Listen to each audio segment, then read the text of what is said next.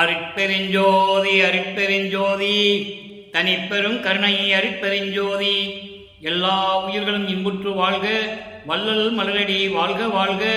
கொல்லா விரதம் குவளை எல்லாம் ஓங்குக, நல்லோர் நினைத்த நலம் பெறுக. நன்றி நினைத்த எல்லோரும் வாழ்க இசைந்து. உலக மக்களே, அறிவார்ந்த அன்பர்களே, ஆண்மநேய ஒருமைப்பாடுடைய அன்பர்களே, வள்ளற்பெருமான் நமக்கு அருளிய திருவெட்பாவில் 3ஆம் திருமுறையில் பதிகம் 1 திருவிழாப்பேறு என்ற பதியத்தில் இருக்கின்ற பாடலுடைய விளக்கங்களை பார்த்து கொண்டிருக்கிறோம். திலாபுரப்பேறு மொத்தம் 10 பாடல்களை கொண்டது. ஒவ்வொரு பாடலிலும் இறைவனுடைய பவனி வருவதைக் கண்டு திருவிழா வீதி வரும்போது இறைவனுடைய அழகை எப்படி ரசித்தார் என்றும், அப்படி மகிழ்ச்சியோடு இருந்த நேரத்தில், இச்சை மயமாக இருந்து கொண்ட நேரத்தில் இறைவன் மறுபடியும் ஏமாற்றிவிட்டு எப்படி செல்லுகிறார் என்பதையும் ஒவ்வொரு பாடலிலும் ஒவ்வொரு விதமாக நமக்கு அருளியிருக்கிறார்கள். வல்லப்பெருமானவர்கள் இந்த மண்ணுலக்கு வருவிக்க உற்று மதங்களும் சமயங்களும் மார்க்கங்களும் சூழ்ந்திருந்த காலகட்டங்களில் எப்படியெல்லாம் இறைவனை வணங்கினார் என்பதையும், அப்போது இறைவனுடைய நிலை எப்படி இருந்தது என்பதையும், அதன் பிறகு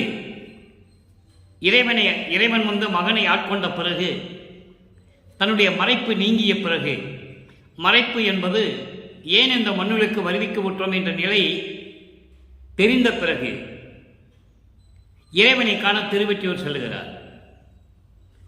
திருவொற்றியூர் செல்லும்போது முதல் பகுதியிலே பார்க்கும்போது மகனை பார்த்தவுடன் சிவபெருமான் தெருவிலே ஓடுகிறார். காரணம், இன்னும் இவனுக்கு அருள் கொடுக்க வேண்டிய காலகட்டங்கள் நிறைய இருக்கிறது. காலங்கள் செல்லட்டும், பார்த்து கொள்ளலாம். இப்பொழுது இந்த மகனிடம் சிக்கிக்கொண்டால் அவன் கேட்கிற கேள்விகளுக்கு பதில் சொல்ல முடியாது என்ற காரணத்தினால் சிவபெருமான் திருவழியை ஓடுகிறார்.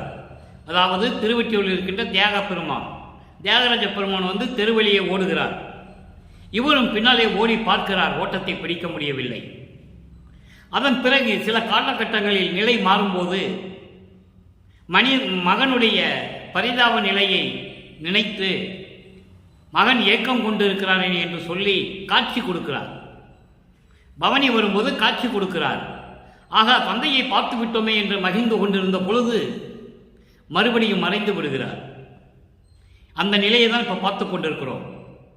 வல்லப்பெருமானவர்களும் இந்த மண்ணுலக்கு வருவிக்க உற்று தனது மறைப்பு நீங்காத நிலையில் அவரும் மதங்களையும் சமயங்களையும் மார்க்கங்களையும் சார்ந்திருந்தார் என்பது சத்தியமான உண்மை. ஏனென்றால் திருவெட்பாவிலே அந்த நிலைகளெல்லாம் இருக்கிறது. அதன் பிறகு சமரச சுத்த சன்மார்க்கத்தை பெற்ற பிறகு இதெல்லாம் தேவையில்லை என்று எனது தந்தை அந்த சமயங்களையும் மதங்களையும் மார்க்கங்களையும் நிலைக்கு கொண்டு வந்து விட்டார் என்று சொல்கிறார். ஏனென்றால் இந்த மண்ணுலக்கு வருவிக்க உற்று சமரச சுத்த சன்மார்க்கத்தை மக்களிடம் சொல்லும் பொழுது அந்த அனுபவங்களை சொல்ல வேண்டும். சமயங்களிலும் மதங்களிலும் மார்க்கங்களிலும் ஒன்றுமே இல்லை, எல்லாமே பொய் என்பதை மக்களிடம் சொல்ல வேண்டும். அதற்காகத்தான் அந்த நிலையில் இருந்து கொண்டிருந்தார். அதை நீங்கள் புரிந்து கொள்ள வேண்டும்.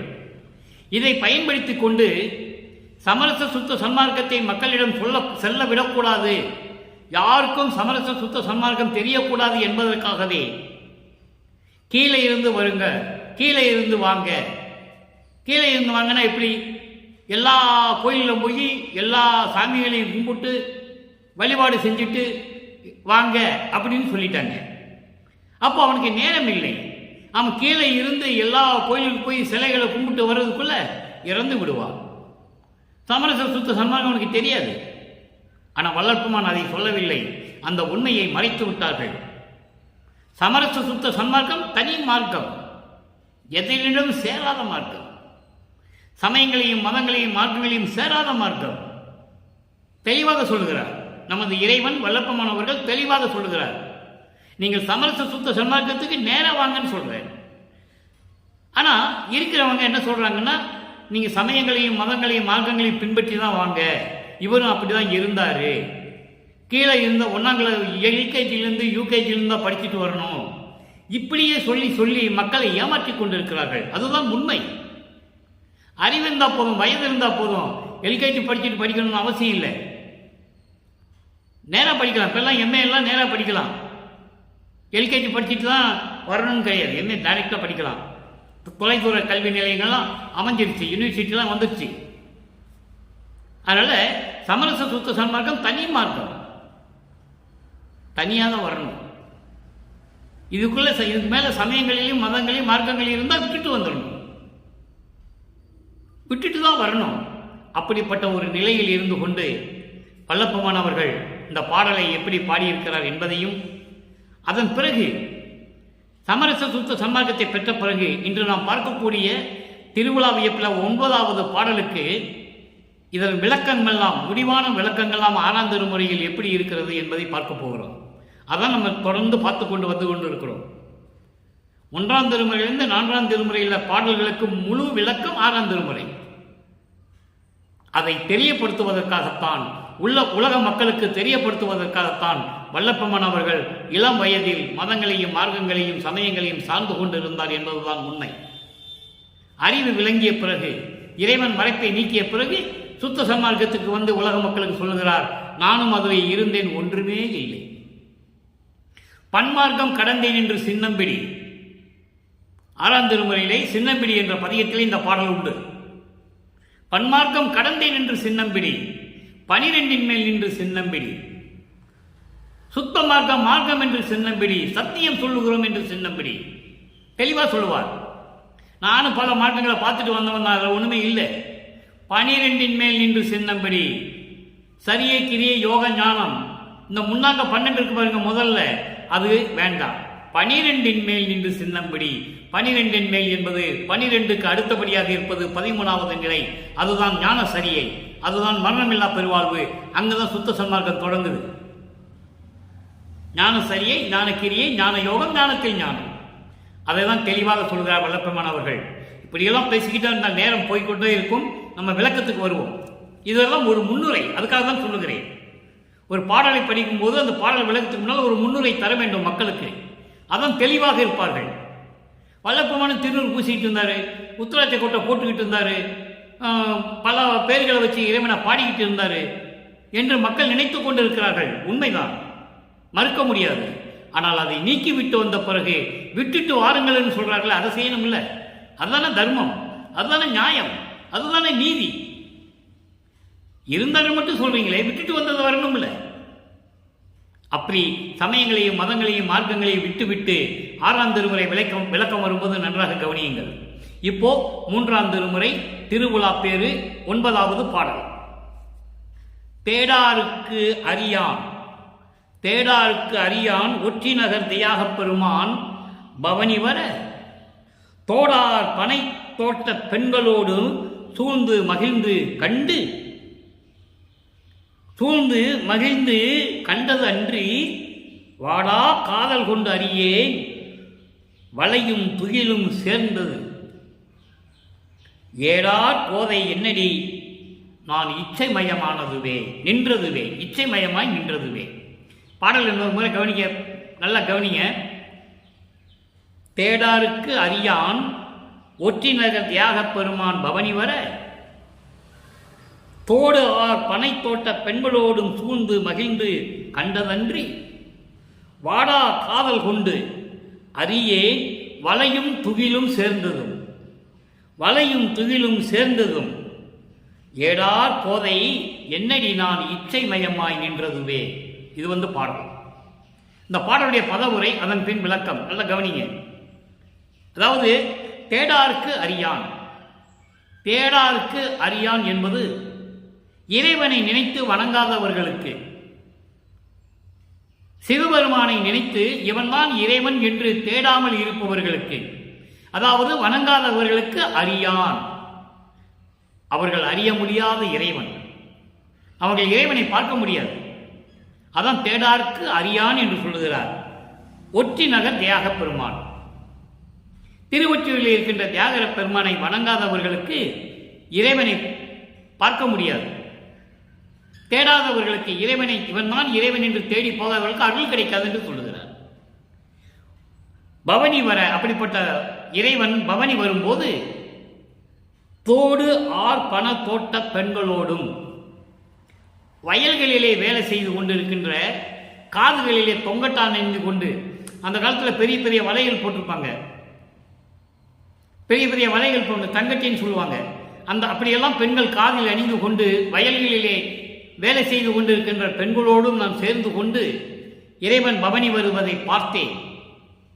இறைவனை பார்க்கிறார், இறைவன் காட்சி கொடுக்கிறார். இவருக்கு மட்டும் காட்சி கொடுக்கிறார். மற்றவங்கெல்லாம் உருவத்தை அலங்காரப்படுத்தி தேரில் கொண்டு வருவாங்க, இறைவனை வணங்குவாங்க.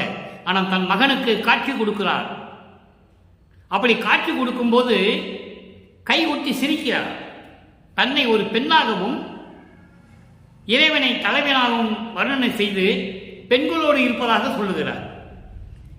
அது கூட்டத்தோட கூட்டம் இருக்கிறேன் என்று பொருள்.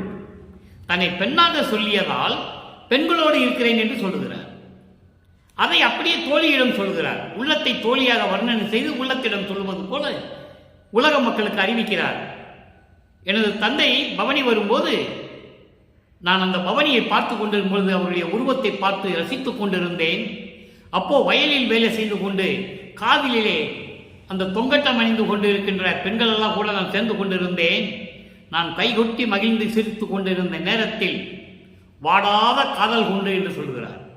வாடாத காதல் கொண்டு என்பது குறையாத அன்பு கொண்டு, அளவில்லாத அன்பு கொண்டு, இறைவன் மீது அன்பு கொண்டு நான் வளையல்கள் அணிந்த கையை தட்டி நான் மகிழ்ந்து கொண்டிருந்தேன்.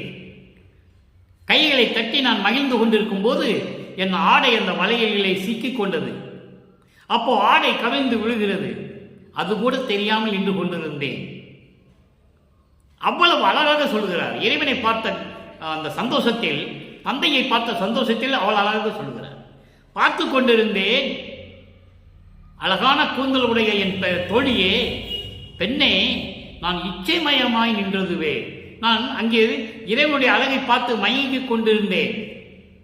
பெரும் மகிழ்ச்சி கொண்டிருக்கும் போது அங்கேயே நின்று கொண்டிருந்து கொண்ட பொழுது இறைவன் மறுபடியும் மறைந்து விட்டான்.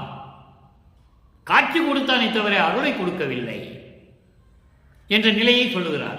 இப்ப இந்த பாடலுடைய விளக்கத்தை வரி வரியா சொன்ன மொத்தமாக கோர்வையாக சொல்லிவிட்டு 6ஆம் திருமுறைக்கு போகிறோம்.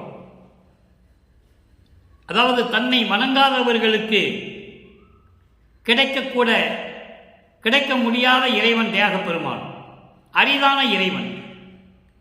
தன்னை வணங்காதவர்களுக்கு அகலை கொடுக்காத இறைவன் தியாகப் பெருமான் திருவீதி உலா வரும்போது நான் இறைவனை பார்த்தேன். அப்போ வயல்களிலே காதுகளிலே அழகான தொங்கட்டான் அணிந்து கொண்டு வேலை செய்து கொண்டிருக்கின்ற பெண்களோடு நின்று கொண்டிருந்தேன்.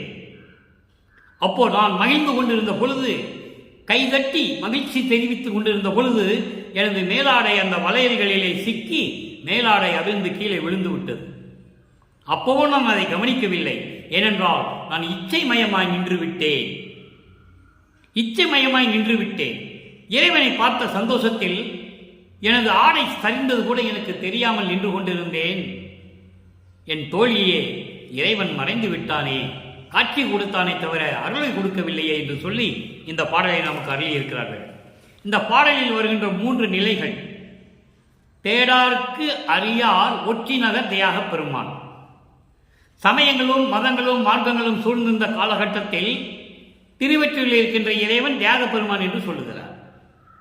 2வது நிலை, பெண்களோடு வயல்களிலே வேலை செய்து கொண்டிருந்த பெண்களோடு, காதிலே தொங்கட்டான் அணிந்து கொண்டிருந்த அந்த பெண்களோடு நின்று நான் பார்த்து கொண்டிருந்தேன் என்று சொல்லுவார். இது ஒரு நிலை. 6ஆம் திருமுறைக்கு வரும்போது நான் யாரோடு இருந்து எனக்கு அருளை பெறவில்லை என்று அவர் சொல்ல மாட்டார். அதாவது நான் யாரோடு இல்லை, தனிமையில் இருக்கும்போது அருளை பெற்றேன் என்று சொல்லுவார். இங்க கூட்டத்தோட கூட்டம் இருப்பதைக்காக சொல்லுவார். பெண்களோடு கூடி இருந்தேன், பெண்களோடு சேர்ந்து திருவிழா வரும்போது இறைவனுடைய அழகை ரசித்து பார்த்தேன், இப்படிலாம் சொல்லுவார். அங்கே 6ஆம் திருமுறை அருளை பெறும்போது யார் கூட்டத்திலையும் நான் இல்லைன்னு சொல்லுவார். நான் தனியாக இருந்தேன்னு சொல்லுவார். இந்த நிலைகள் எல்லாம் மக்களுக்கு விளக்க வேண்டும். அப்பதான் மக்களுக்கு புரியும். வளர்ப்பமான் முதல்ல இருந்தது உண்மைதான், அதுக்கப்புறம் அதை விட்டுட்டு வந்ததும் உண்மைதான். அப்போ நம்ம சமரச சுத்த சர்மாவுக்கு போகிறது தானே நியாயமாக இருக்கும் அப்படின்ற மக்களுக்கு புரியணும். அடுத்து இறைவன் மீது வாடா காதல் கொண்டேன் என்று சொல்லுவார். வாடா காதல் என்பது அழியாத அன்பு கொண்டு, பேரன்பு கொண்டு இறைவன் மீது நான் பேரன்பு கொண்டு இருந்தேன் என்று சொல்லுவார். அற்புதமாக சொல்லுவார். அதே 6ஆம் திருமுறை வரும்போது எப்படி சொல்லுகிறார்? அப்போ இந்த 3 நிலைகளுக்கும் நாம் பதில் கொடுக்க வேண்டும். சமயங்களிலும் மதங்களிலும் மார்க்கங்களிலும் இருந்த நமது இறைவன் வல்லற்பமானவர்கள் தந்தையிடம் சமரச சுத்த சன்மார்க்கத்தை பெற்ற பிறகு இந்த 3 நிலைகளுக்கும் எப்படி பதில் அளிக்கிறார் என்பதை பார்க்க போகிறோம். அங்கே தியாக பெருமான் என்று சொல்லுவார், இங்கே அருப்பெருஞ்சோதி என்று சொல்லுவார். அருப்பெருஞ்சோதியை பலவிதமாக பல நிலைகளிலே இருந்து எப்படியெல்லாம் இருந்தார் என்று சொல்லுவார். அதன் பிறகு இறைவன் மீது அன்பு கொண்டு எப்படியெல்லாம் அருளை பெற்றுக்கொண்டார் என்று சொல்லுவார். தனிமையில் இருந்து கொண்டு பெற்றேன் என்று சொல்லுவார். இந்த 3 நிலைகளையும் நாம் பார்க்க போகிறோம். நன்றாக கவனியுங்கள். 6ஆம் திருமுறை பதிகம் 20 பிள்ளை பெரு விண்ணப்பம். அருப்பெருஞ்சோண்டர் பிள்ளை அவர் அப்பா கிட்ட விண்ணப்பம் வைக்கிறார்.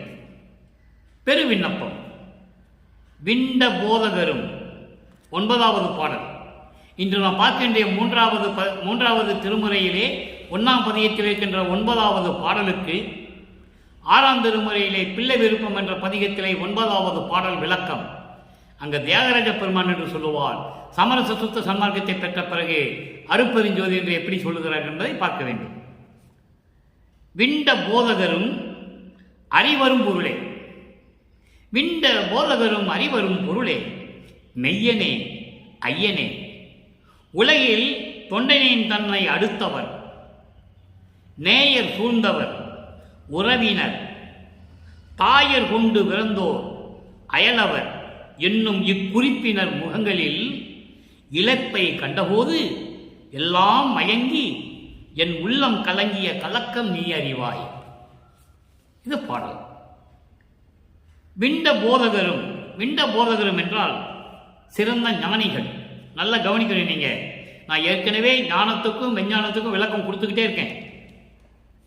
சிறந்த ஞானிகள் என்று சொல்லுகிறார். விண்ட போதகரும் சிறந்த ஞானிகள்.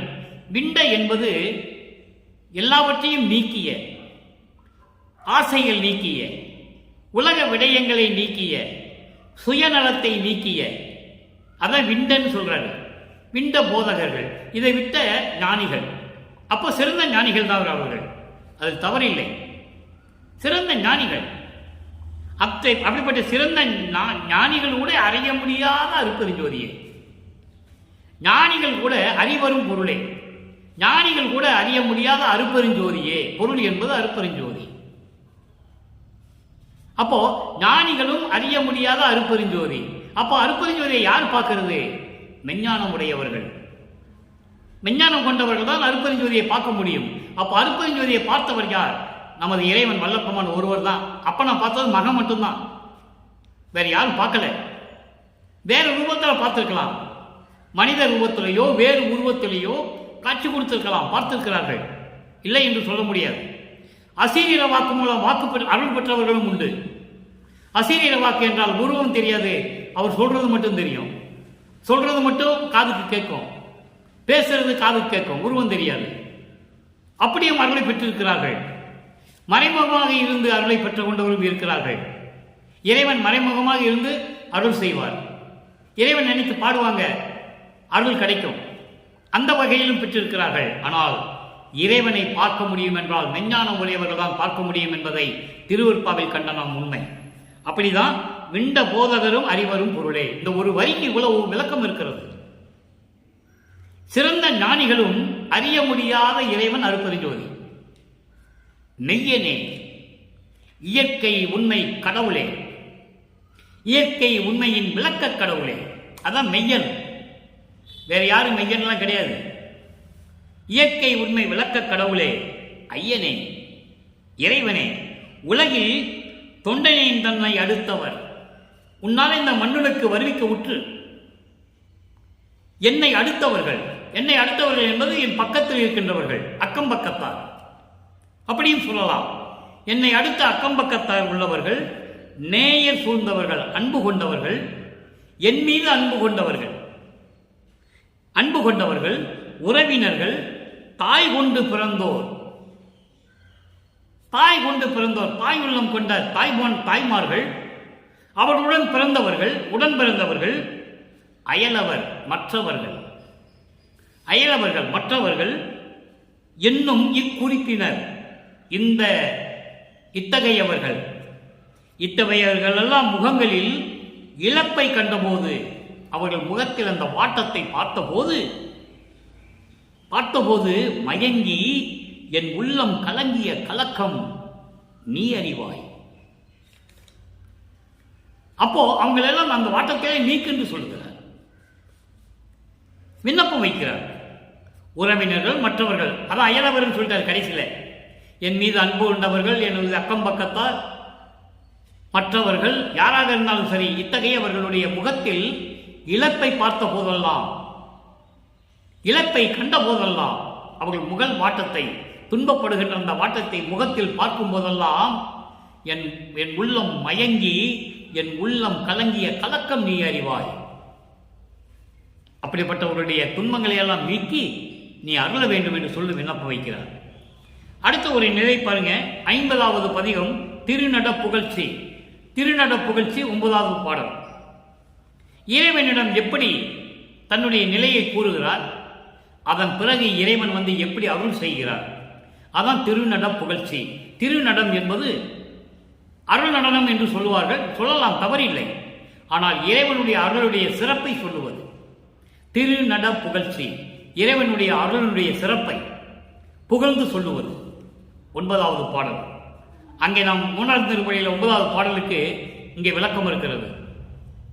பணிந்து அறியே, அன்புடனே பாடுதலும் அறியே, படித்து அறியே, கேட்டு அறியே, பத்தியில் பூமாலை அணிந்து அறியேன், மனம் உருக கண்களில் நீர் பெருக அழுது அறியேன், தொழுது அறியேன், தொழுது அறியேன், ஆங்காரம் சிறிதும் தனிந்து அறியேன், தயவு அறியேன், சத்திய வாசகமும் தான் அறியேன், உளுந்து அடித்த தடி போல, உளுந்து அடித்த தடி போல இருந்தேன், துணிந்து எனக்கும் கருணை செய்த துரையே, என் உள்ளத்தே சுத்த நலம்புரிகின்ற சித்த சிகாமணியே.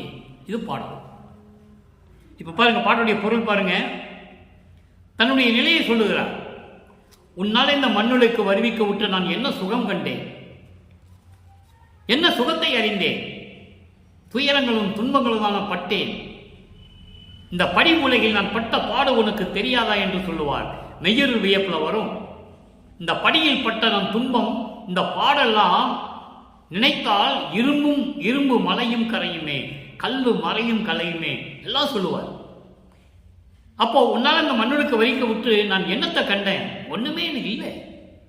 அப்படிப்பட்டவனுக்கு கூட என் மீது கருணை காட்டி முன்பருவம் பின்பருவம் காட்டி எனக்கு அருளை கொடுத்தாயே என்று சொல்லும் பொழுது அற்புதமாக இருக்கும். நல்லா கவனிங்க. பணிந்து அறியேன். பணிவு என்றால் எனக்கு என்னன்னு தெரியாது, மற்றவர்களை மதிக்க தெரியாது. பணிவு என்றால் எனக்கு தெரியாது. அன்புடனே பாடுவதும் அறியேன். அன்புடனே பேசுவதும் எனக்கு தெரியாது. அன்புடன் பேசவும் எனக்கு தெரியாது. படித்தறியேன், எனக்கு படிக்க தெரியாது. மற்றவர்கள் சொல்லுவதை எனக்கு கேட்க தெரியாது, விளங்காது. அறிவு இல்லையே, எனக்கு விளங்காது. பக்தியில் பூமாலை அணிந்து அறியேன். பக்தி என்பது பக்தியோடு, பக்தியோடு பூமாலை அணிந்து உன்னை வணங்கவும் எனக்கு தெரியாது, தொழுது அறியேன். வணங்கவும் தெரியாது, மனம் உருக கண்களில் நீர் பெருக அழுது அறியேன். உன்னை மனத்தில் நினைத்து உருகி கண்களில் வரும்படி பாமாலை பக்தியோடு பாடல்களை சூடவும் எனக்கு தெரியாது, பாடவும் தெரியாது, வணங்கவும் தெரியாது, தொழுது அறியேன். வணங்கவும் தெரியாது, அகங்காரம் சிறிதும் தனிந்து அறியேன். ஆணவத்தை சிறிதளவு கூட விட எனக்கு தெரியவில்லை. செருக்கு, அகங்காரம் என்பது ஆணவம், செருக்கு. இப்படி நிலைகளை நான் விடவும் எனக்கு தெரியவில்லை. அகங்காரத்தை ஒழிக்க தெரியவில்லை, ஆவணத்தை விடவும் தெரியவில்லை, ஆணவத்தை விடவும் எனக்கு தெரியவில்லை. உளுந்து அடித்த தடி போல. உளுந்து அடித்த தடி என்பது உலகியலிலே அந்த காலங்களிலே, இப்போதான் டிராக்டரு நிறைய இயந்திரங்கள்லாம் வந்துருச்சு. நெல் இருக்க இயந்திரம், நெல்லை நடுவதற்கு இயந்திரம், எல்லாமே இயந்திரங்கள் வந்துச்சு இப்போ. அப்போ உளுந்து அடிக்கிற ஒரு தடியை வச்சு தான் உளுந்து அடிப்பாங்க. காட்டில் உளுந்து செடியோட வேரோடு பிழுங்கிட்டு வந்து காய வச்சு அதை ஒரு தடியால் அடிப்பார்கள். அந்த தடி போல, தடி போல என்ன, சொரணை இல்லாமல், சூடு சொரணை வெக்கம் ரோசம் எதுவுமே இல்லாம அப்படி இருந்தேன். உன்னால இந்த மண்ணுலக்கு வருவிட்டு எனக்கு மானமெல்லாம் மானம் போய் சென்ற. ஞானசரி சொல்லுவார், மானம் போன வழியெல்லாம் விடுத்தேன் என்று சொல்லுவார். ஏன் சொன்னாரு? அவருக்கு மானம் போறதுக்கு அவர் ஒன்றும் இல்லை, இறைவனால் மானம் போச்சுன்னு சொல்றார். அதான் இங்க சொல்றாரு, உளுந்து அடித்த தடி போல இருந்தேன். ரோசங்கட்டு வெக்கங்கட்டு மானங்கட்டு போய் மானம் போய் இருந்தேன். நான் உளுந்தடித்த தடி போல மரக்கட்டையாக இருந்தேன் என்று சொல்லுகிறார். மரக்கட்டை முன்னால் இந்த மண்ணுக்கு வருவிக்க விட்டு சமயங்களிலும் மதங்களிலும் மார்களில் பற்று கொண்டு விட்டு அதுக்கப்புறம் உன் பேச்சை கேட்டு இதெல்லாம் விட்டுட்டு வாங்கப்பா சுத்த சன்மார்க்கன் சொல்லும்போது எனக்கு மானம் போச்சுன்ற. யார் என்ன மதிச்சாங்க? மானம் போய்விட்டது, மானம் போன வழியெல்லாம் விடுத்தேன் என்று சொல்லுவார். அதை இங்க சொல்லுவார், உளுந்து அடித்த தடி போல இருந்தேன். பிரபஞ்சத்தில் யார் சொன்னது? இறைவன்கிட்ட யார் இப்படி அன்பா இருந்தது? தந்தையும் மகனும் தான் இருக்க முடியும்.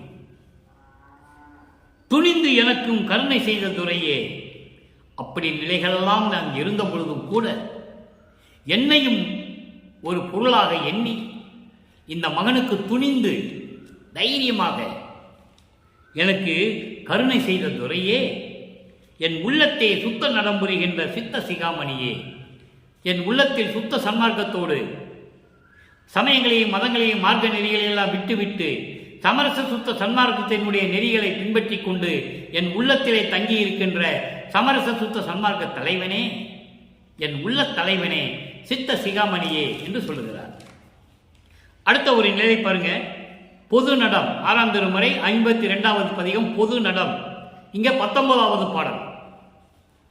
இந்த 10 பாடல்களை தனித்தனியாக பிரிச்சிருக்கணும். மொத்தமாக 20 பாடலாக போட்டிருக்காங்க. இந்த பகுதிக்கு 10 பாடல், அங்க 9வது பாடல், இங்க 19வது பாடல். இறைவன் எப்படி சொல்றார் பாருங்க. அங்கே திருவற்றில் இருக்கின்ற தியாகராஜ பெருமான் சொல்லுவார். இங்கே இறைவனை எப்படியெல்லாம் சொல்றார் பாருங்க, அற்புதமாக இருக்கும். மெய்மையே கிடைத்த மெய்மையே, மெய்மையே கிடைத்த மெய்மையே, ஞான விளக்கமே, விளக்கத்தின் வியப்பே, ஞான விளக்கமே, விளக்கத்தின் வியப்பே, கைமையே தவிர்த்து மங்களம் அளித்த கருணையே, கருசையிலா கழிப்பே, ஐமையே, அதற்குள் அது அது ஆகும் அற்புத காட்சியே, அது அது ஆகும் அற்புத காட்சியே, எனது பொய்மையே, பொய்மையே பொறுத்து புகழ் அளித்து அருளி பொது நடம் புரிகின்ற பொருளை. இது பாடல். மெய்மையே கிடைத்த மெய்மையே, இயற்கை உண்மையாக சத்தியத்தின் வழியாக சத்தியத்தின் உண்மையாக எனக்கு கிடைத்த அருப்பெருஞ்சோதியே. மெய்மையே என்பது அருப்பெருஞ்சோதி.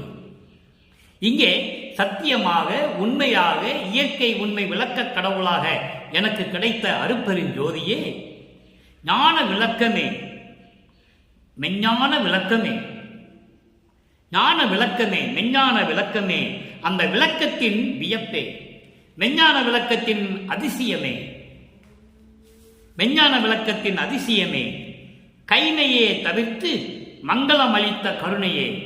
கைமை என்பது தீய செயல்கள், எனது தீய செயல்கள், எனது குற்றங்கள், அதான் கைமைன்னு சொல்றார்.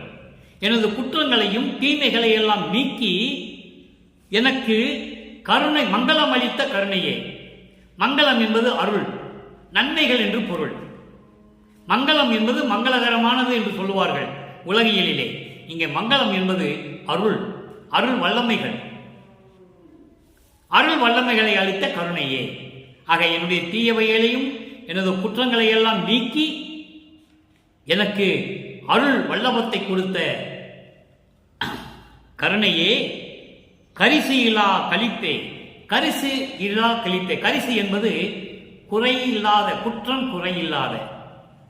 கரிசு என்பது குற்றம் குறையில்லாத, கழிப்பே இன்பமே. அப்போ கரிசிலா கழிப்பே என்பது பேரின்பமே. பேரின்பத்தை தான் கரிசிலா கழிப்பே என்று சொல்லுகிறார். எந்த குறையும் எந்த குற்றமும் இல்லாத அன்பே, மகிழ்வே என்று சொல்லுகிறார். அது பேரின்பம் என்று பொருள். கரிசிலா கழிப்பே என்பது எனது பேரின்பமே. ஐமையே அதற்குள் அது அது ஆகும் அற்புத காட்சியே. இது ஒரே வரி. ஐமையே அதற்குள் அது அது ஆகும் அற்புத காட்சியே. இந்த ஐமை என்பது இரண்டு விதமாக சொல்ல வேண்டும். ஐ மை என்பது 5 வண்ணங்கள். 5 வண்ணங்கள் என்பது பொன்மை, பசுமை, கருமை, செம்மை, வெண்மை. இந்த 5 நிறங்களை சொல்லுகிறார். இந்த 5 நிறங்களும் 5 திரைகளை கொண்டது. 7 திரைகளை சொல்லுவார். எங்கே? அருட்பெருஞ்சோதி அகவலிலே 7 திரைகளை சொல்லுவார். அந்தந்த நிறத்தை சொல்லுவார். அதிலே ஐமை என்பது 5 நிறங்களை கொண்டு தனியாக எடுத்து வர்றார் வல்லற்பெருமானவர்கள். அதாவது பொன்மை, பசுமை, கருமை, செம்மை, வெண்மை. இந்த 5 நிலைகளிலும் கொண்ட இறைவன் அதுவாக காட்சி தரும் இறைவன். அந்தந்த நிலைகளிலே இப்ப கருமை என்று எடுத்துக்கொண்டால் கருப்பு திரை. அந்த கருப்பு திரை நிலையிலே எப்படியெல்லாம் இருக்கிறார் இறைவன், அந்தந்த நிலைகளிலே காட்சி கொடுக்கின்ற காட்சியே அருட்பெருஞ்சோதியே என்று சொல்கிறார். அதுக்கு விளக்கம் பாருங்க. நான் ஏற்கனவே இந்த திரை விளக்கத்திற்கு நான் விளக்கம் கொடுத்திருக்கிறேன். நம்ம யூடியூப்புக்குள்ள போனீங்கன்னா நீங்க திரை விளக்கம் பார்க்கலாம். திரை விளக்கத்தை கொடுத்திருக்கிறேன். 7 திரைகள் என்னென்ன நிறங்கள், அந்த 7 திரைகளுடைய விளக்கங்கள் என்ன, அதனுடைய நிலைகள் என்ன, இறைவன் அந்த திரைகளெல்லாம் எப்படி நீக்குகிறார் என்பதெல்லாம் நான் விளக்கம் கொடுத்திருக்கிறேன். அதை இங்கு விரிவை சொல்ல வேண்டுமானால் நமக்கு நேரம் பத்தாது. அதனால இந்த 5 நிலைகளை மட்டும் சுருக்கமாக சொல்லுகிறேன்.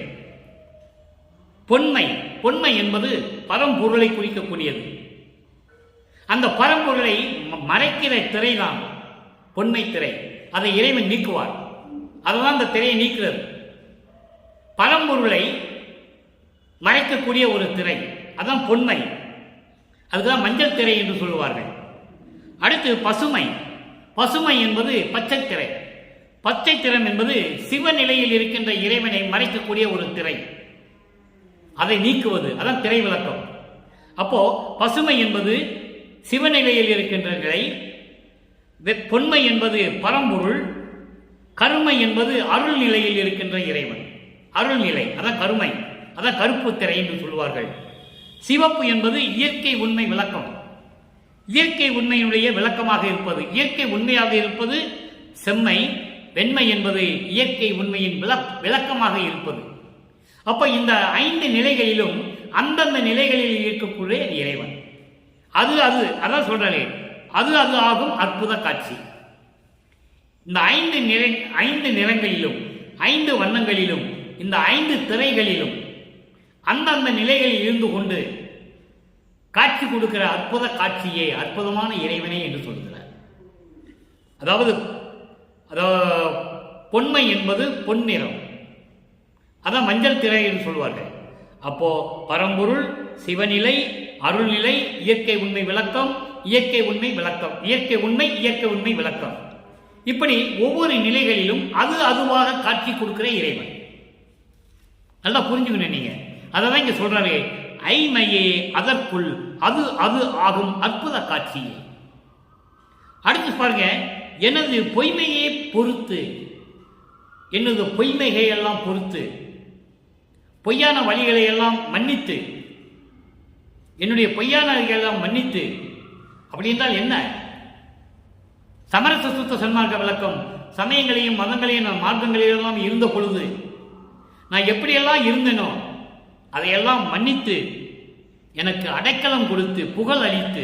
புகழ் என்பது அடைக்கலம். இன்னொரு புகழ், வாழைப்பழத்துக்கு வர இள்ளு வந்தால் அது சிறப்பு, அது பெருமை. இந்த புகழ் அடைக்கலம். அடைக்கலம் அளித்து அருளி பொது நடம் புரிகின்ற பொருளே, பொது நடம் புரிகின்ற பொருளே என்று சொல்லி இந்த பாடலை நமக்கு அறிவிக்கிறார்கள். அற்புதமான ஒரு விளக்கம் இது. இறைவனுடைய தயவாலயம் கருணையாலயம் பெற்ற விளக்கம். நான் ஏற்கனவே கூறியிருக்கிறேன் நண்பர்களே, எனக்கு தமிழ் இலக்கணம் தெரியாது. இறைவன் என்ன விளக்கினாரோ அதை நான் விளக்கிக் கொண்டிருக்கிறேன். இது உண்மையா பொய்யான்று கூட எனக்கு தெரியாது. இறைவன் சொன்ன விளக்கத்தை சொல்லிக் கொண்டிருக்கிறேன். ஆக அடுத்து இறுதியாக ஒரே ஒரு விளக்கம் பாருங்க. அடைக்கலம் புகுதல், பதிகம் 65, அடைக்கலம் புகுதல். அங்கே 9வது பாடல், அங்கேயும் 9வது பாடல். எப்படி இறைவனுடைய அடைக்கலம் எனக்கு கிடைத்தது என்று சொல்லுகிறார். புல்லும் கலப புனர்முளையார் புணர்ப்பும். புனர் முளையார் புணர்ப்பும் பொருளும் பூமியும் என் தொல்லும் உலகப் பேராசை உபரி கடத்தி எனது மனக்கல்லும் கரிய கரைவித்து கருணை அமிர்தம் கழித்து அளித்தே அல்லும் பகலும் எனது உள்ளத்தை அமர்ந்தோய் யான் உன் அடைக்கலமே. இது பாடல். அற்புதமான விளக்கமுள்ள ஒரு பாடல். இங்க பாருங்க, புல்லும் கலவ புனர் முளையார் புணர்ப்பு. காமத்தில் உச்சகட்டத்தில் இருக்கின்ற காம வெறி கொண்ட பெண்களுடைய சேர்க்கையும் புனர்முளை என்பது முளை என்பது கொங்கைகள் பெண்களுக்கு தான் இருக்கும். பெண்கள் என்று சொல்றதுக்கு பதிலாக புனர் முளையார் என்று சொல்றேன், வேற ஒன்றும் இல்லை. புனர் முளையார் என்பது பெண்களுடைய புணர்ப்பு, பெண்ணாசை. அததான் புல்லும் கலவை என்று சொல்கிறார். புல்லும் கலவை என்றால் கொடுமையான காமம் கொண்ட காம கொடூரமான பெண்களுடைய சேர்க்கை. அப்ப அந்த கொடூரமான பெண்களுடைய சேர்க்கை என்பது பெண்ணாசை, பொன்னாசை, பொருள் என்று சொல்கிறார். பொன்னாசை, பூமி என்றால் மண்ணாசை. உலக விடயங்களாகிய பெண்ணாசை, பொன்னாசை, மண்ணாசை இவையெல்லாம் புல்லும் உலக பேராசை. காலங்காலமாக இந்த பிரபஞ்சம் தோன்றிய காலத்திலிருந்தே காலங்காலமாக வழியாக இந்த ஆசைகள்லாம் இருந்து கொண்டிருக்கின்றன. உலக மக்களிடம் இருந்து கொண்டிருக்கிறது. கொடூரமான காமம் கொண்ட பெண்களுடைய ஆசை, அதான் பெண்ணாசை, பொன்னாசை, மண்ணாசை. இந்த ஆசைகள் எல்லாம் காலங்காலமாக வந்து கொண்டிருக்கிறது. அப்படிப்பட்ட என்னுடைய ஆசைகளை எல்லாம், இந்த உலக பேராசைகளை எல்லாம் உவரி கடத்தி, இந்த ஆசை என்னும் கடல்களை கடத்தி, பெண்ணாசை என்னும் கடலை கடத்தி, பொன்னாசை என்னும் கடலை கடத்தி, உவரி என்பது கடல், மண்ணாசை என்ற கடலை கடத்தி, எல்லாவற்றையும் என்னை கடத்தி கொண்டு சென்று எனது மனக்கல்லும் கனிய கரைவித்து கருணை அமிர்தம் கழித்து அளித்து. ஒரே வரிதான் இது. அதாவது கல்லு போன என் மனசை கரைய வச்சு, மகிழ வச்சு, சந்தோஷத்தில் எனக்கு கருணையும் கொடுத்து, அமுதமும் கொடுத்து, மகிழ்வோட கொடுத்து என்னை ஏற்றுக்கொண்டாய் அல்லவா. இங்கே மனம் கல்லும் கரைய கனிவித்து என்பது உலகியல் விளக்கம் தான். அந்த வரியினுடைய விளக்கம் தான். கல்லான மனசை கரைய வச்சு, என்னை மகிழ வச்சு, எனக்கு கருணை அமுதம் கொடுத்து, சந்தோஷமாக எனக்கு கொடுத்து ஏற்றுக்கொண்ட இறைவனை என்று சொல்வதுதான் பொருள். ஆனால் இங்கே மனம் கல்லும் கனிய கரைவித்து என்பது உன்னாலே இந்த மண்ணுக்கு வருவிக்க உற்று இந்த சமயங்களையும் மதங்களையும் மார்க்கங்களையும் பற்றுக்கொண்ட எனது மனதை சுத்தப்படுத்தி, இந்த மனதை சுத்தப்படுத்தி, அசிங்கப்படுத்தி இருந்த குற்றங்களும் குறைகளும் இருந்த எனது மனதை சுத்தப்படுத்தி, சமயங்களையும் மதங்களையும் மார்க்கங்களையும் கொண்ட நெறிகளை எல்லாம் நீக்கிவிட்டு சமரச சுத்த சன்மார்க்கத்தை எனக்கு கொடுத்து. அதான் இதன் பொருள். இது சுத்த சன்மார்க்க விளக்கம். வரிக்கு விளக்கம் சொல்ல வேண்டுமென்றால் உலகியல் விளக்கம். கல்லான மனதையும் கனிய கரைய வைத்து எனக்கு மகிழ்ச்சி கொடுத்த இறைவன் என்று சொல்லலாம். ஆனால் இங்கே சமயங்களையும் மதங்களையும் மார்க்கங்களையும் பற்று கொண்டிருந்த எனது மனதை, அந்த குற்றம் குறைகளெல்லாம் நீக்கி சமரச சுத்த சன்மார்க்கம் என்னும் சுத்த சன்மார்க்கத்தை எனக்கு கொடுத்து எனது மனதை புனிதப்படுத்திய இறைவனே, கருணை அமுதம் அளித்து கழித்து அளித்து, கருணை அமுதம் மகிழ்வோடு எனக்கு அளித்து, அல்லும் பகலும் எனது உள்ளத்தை அமர்ந்தோய். அல்லும் என்பது இரவும் பகலும், இரவும் பகலும் என்பது நிரந்தரமாக. உலகியல் விளக்கம் அல்லும் பகலும் என்றால் இரவும் பகலும், இரவும் பகலும் என் உள்ளத்தில் அமர்ந்தாய் என்று சொல்லுவது. ஆனால் சமரச சுத்த சன்மார்க்க விளக்கம் அல்லும் பகலும் எனது உள்ளத்தை அமர்ந்தாய் என்பது நிரந்தரமாக, என்னை விட்டு பிரியாமல், எக்காலத்திலும் எவ்விதத்திலும் என்னை விட்டு பிரியாமல் என் உள்ளத்தில் அமர்ந்தாய், நான் உன் அடைக்கலமே என்று சொல்லுகிறார். இந்த வரிக்காக ஒரு அகவல் பாடலை சொல்ல நான் கடமைப்பட்டிருக்கிறேன். அல்லும் பகலும் என் உள்ளத்தை அமர்ந்தாய். அங்கு சொல்லுவார், எம்மையும் என்னை விட்டு இறையும் பிரியாது, அம்மை அப்பனுமாம் அறுப்பறிஞ்சோதி என்று சொல்லுவார். அதைதான் அல்லும் பகலும் என்றால் நிரந்தரமாக, இரவும் பகலும் இல்லாமல் நிரந்தரமாக என் உள்ளத்தில் அமர்ந்து கொண்டாய் என்று சொல்லுவார். எம்மையினும் என்னை விட்டு இறையும் பிரியாது. எம்மையினும் என்றால் எக்காலத்திலும் எந்த இடத்திலும் எவ்வுலகிலும் என்னை விட்டு சிறிது அளவு கூட இறையும் பிரியாது என்பது சிறிது அளவு கூட பிரியாமல் என் உள்ளத்தில் அம்மையும் அப்பனுமாம் இருக்கும் அருப்பெருஞ்சோதி, தாயாகவும் தந்தையாக விளங்கிக் கொண்டிருக்கின்ற இறைவன் அருப்பெருஞ்சோதி என்று சொல்லி இந்த பாடலை நமக்கு முடிக்கிறார்கள் நமது இறைவன் வல்லப்பமானவர்கள். எனவே அன்பர்களே, இன்று நாம் பார்த்த 9வது பாடலுக்கு, அதாவது 3ஆம் திருமுறையில் இருக்கின்ற 9வது பாடலுக்கு சமரச சுத்த சன்மார்க்கத்தை பெற்ற பிறகு அதனுடைய விளக்கங்கள் எல்லாம் எப்படி இருந்தது என்பதை பார்த்து விட்டோம். என்னால் இயன்றளவு இறைவனுடைய தயவாலயம் கருணையாளர் விளக்கம் சொல்லிக் கொண்டிருக்கிறேன். எனவே அன்பர்களே, நீங்களும் அப்படிப்பட்ட இறைவனை வணங்கி சமரச சுத்த சன்மார்க்கத்துக்கு நேரடியாக வந்து புலையும் கொலையும் தவிர்த்து வீட்டிலே அமர்ந்து கொண்டு கூட மண்விளக்கிலே தீபமேற்றி அருப்பெருஞ்சோதி அருப்பெருஞ்சோதி தனிப்பெருங்கண்ணை அருப்பெருஞ்சோதி என்ற மகாமந்திரத்தை கூறி ஞானசரியை படித்து இறைவனுடைய அருளையும் பொருளையெல்லாம் பெற்றுக்கொண்டு நீங்கள் நோயற்ற வாழ்வில் வாழ வேண்டும் என்று நினைத்து இறைவனுடைய தயவோடையும் கருணையோடையும் சொல்லி விடைபெறுகிறேன். இந்த வள்ளலார் ஊழியன். மீண்டும் நாளை சந்திப்போம். நன்றி, வணக்கம். அருட்பெருஞ்சோதி அருட்பெருஞ்சோதி தனிப்பெரும் கருணை அருட்பெருஞ்சோதி.